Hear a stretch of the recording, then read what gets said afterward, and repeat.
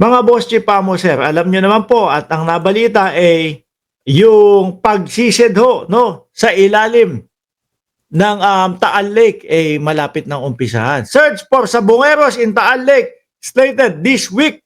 Ngayong linggo na ho ito.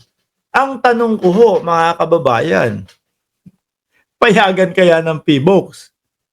Ano po, dahil po ang PBOX, mga kababayan, mga boss Chipamo sir, nag-release po at ang sinasabi nila ay mayroong paggalaw, mayroong mga pag-init ng bulkan. Sabi ng ibang mga kababayan natin, nakdang tokwa na yan. Mukhang hindi pa matutuloy yung pagsiyasat doon sa mga sabongero doon. Sabi naman ng iba, nakdang tokwa na yan. Pati pala yung pati pala si PBOX, nabayaran. Huwag nyo kayong mag-isip ng ganun. Baka naman talagang sadya lang na mainit ang panahon. Kaya sasabog yung bulkang Taal. Hindi, pero yung timing ho kasi, di ba kainaro o tapik sa balikat, Mark Ramos. Yung timing kasi, kaya hindi natin may iwasan na ang ating mga kababayan ay mapaisip ho ng ganyan. Na pati yung PBOX nabayaran daw ho. Huwag kayo mag-isip ng ganyan, no? Huwag nating isipin yan. Baka yung mga kababayan natin doon sa gilid po ng Taal hindi po sila mag-ready. Diba? Baka hindi sila mag-ready, mga bossing, o paniwalaan yung mga iniisip natin. Sabi ni Jemmy Boy Bahe, sasabog ba talaga? Merong mga prediction yung PBOX na ganun daw po. Pero anyway, dumako tayo dito. Baka this week, baka magkaroon na ng first technical dives, no? Ang ating mga kasamaan sa Coast Guard at sa Navy. Kaya kailangan exploratory muna at aalamin natin kung saan tayo aabot. Ang sabi naman mga boss Chipamo sir, nung mga taga-Ataal, alam nila kung nasaan. Diba? Sabi po yan ni Boying Remulla na secretary ng DOJ. Diba nung 2019 may napabalita noon dyan sa Taal na may lumutang na bangkay na nakasako, di kaya isa sa baka natanggal yung tali. Ano po, Ma'am Jenny Ramos? Sabi po nila, mga bossing, nung mga eksperto, posible daw po na makita pa yung mga labi ng mga sabongero. Kasi nga, kung gaano kalalim yon, wala na mga oxygen doon. Wala. Tama ba ako? Oxygen yung sinasabi nila?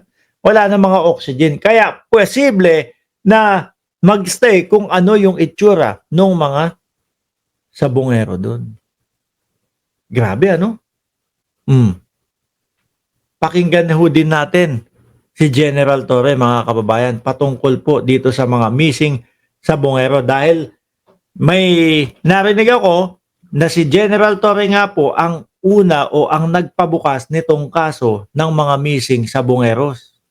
IDG pa lang siya. May itinapong mga labi sa Taal Lake, may itinapong mga labi ng mga nawawalang sabongero.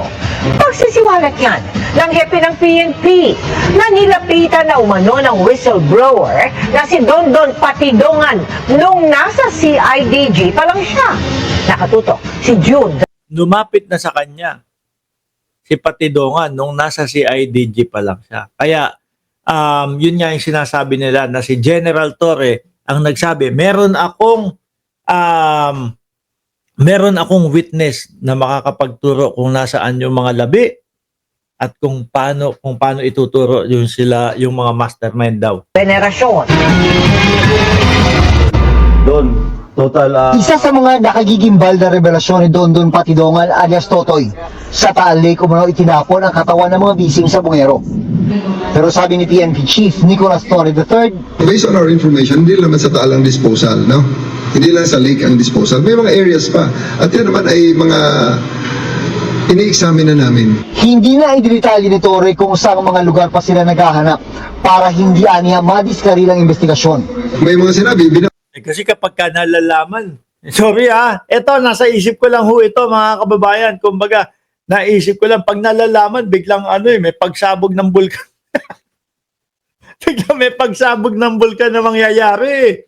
Oh, kaya siguro ngayon, ayaw nang ipagbigay ala o ayaw nang ipaalam. Okay? So, malalaman natin yan pag na-recover na natin ang mga katawan. Bago pa man lumabas ang mga revelasyon ng Patidongan, matagal na aniya itong alam ng PNP. Inamin din ito rin sa unang pagkakataon na bago siya italaga bilang PNP chief, ay lumapit na sa kanila si Patidongan at ibinunyag ang nangyari sa mga missing sa Bungero. Sa EDG pa ako na sinimulan ito. Okay? Sa EDG pa ako nang nakuha namin si Totoy at nagbigay ng information sa amin. I was very shocked. Karumal-dumal naman talaga ang nangyari. Hindi talaga not acceptable by any standards. Pero hindi kinalimutan ni General Torre. 'Di ba? Kaya pang makita ang mga buto. O, Mark Ramos, sabi ni Kainaro. Yun nga po ang sabi ng mga eksperto. Kaya pang makita yung mga labi. No, dahil nga daw depende kung gaano kalalim yung pinagpuntahan ng mga bangkay, wala na daw mga ano doon, mga tawag dito.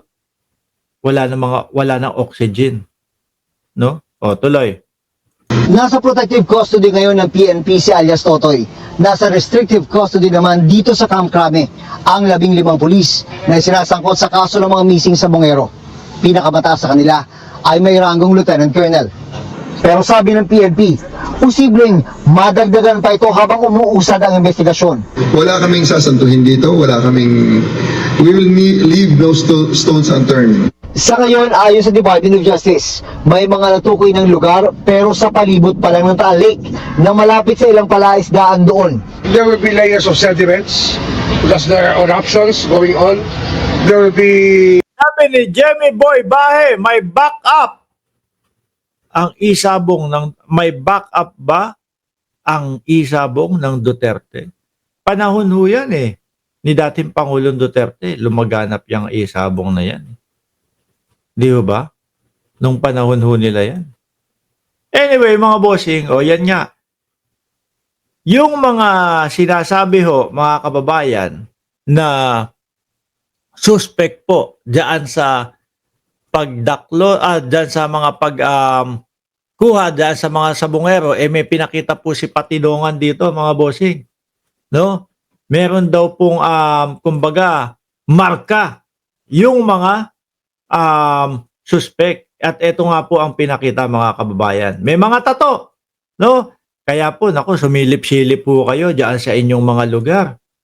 Baka po may mga ganito kayo. Sabi dito, whistleblower Julie Dondon Patidongan said that he and other individuals, who knows about the disappearance of missing sabungeros